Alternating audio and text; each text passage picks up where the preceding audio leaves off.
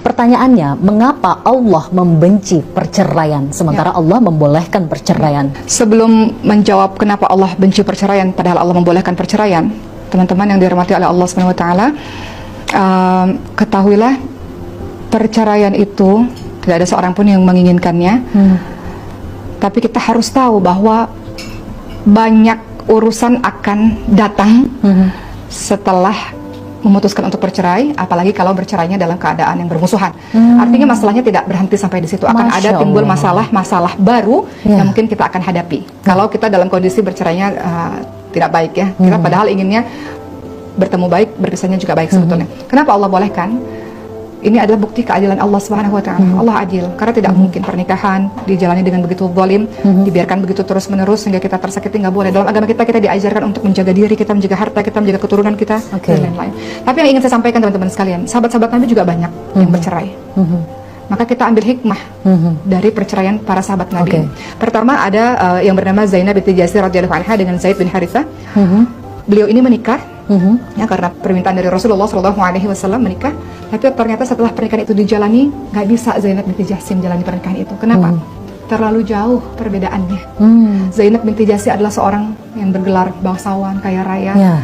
Kemudian Zaid bin Harithah adalah seorang budak. Rasulullah sebetulnya teman-teman sekalian sudah memberikan pemahaman kepada kita semua bahwa menikah itu sebetulnya kalau kita bisa sekufu itu lebih baik. Betul. Sekufu dalam hal apa? Dalam berbagai macam hal, ilmu, harta, itu lebih baik. Tapi kalau berbeda, boleh nggak boleh. Tapi adaptasinya juga luar biasa. Rasulullah dengan Siti Khadijah kaya raya luar biasa. Rasulullah pada saat itu belum sekaya raya Siti Khadijah, tapi bisa.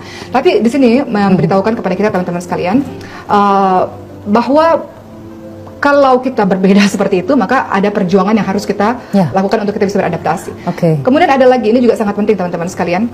Yang kedua, ini perceraian Atikah dengan Abdullah bin Abu Bakar, anaknya Sayyidina Abu Bakar As-Siddiq radhiyallahu anhu. Mereka menikah dan Abdullah bin Abu Bakar ini sangat cinta kepada Atikah. Jadi udah nggak ingat apa-apa lagi, nggak ingat untuk membela agama Allah, nggak ingat untuk beribadah. Makanya Sayyidina Abu Bakar minta untuk cerai. Karena pernikahanmu itu justru membuatmu melalaikan agama Allah Subhanahu wa taala, melalaikan dirimu dari ibadah. Masya Allah. Singkat cerita akhirnya Abdullah bin Abu Bakar kembali lagi beribadah lagi dan mereka menikah. Dan terakhir, Atikah ini Masya Allah, Atikah ini adalah istrinya para syuhada.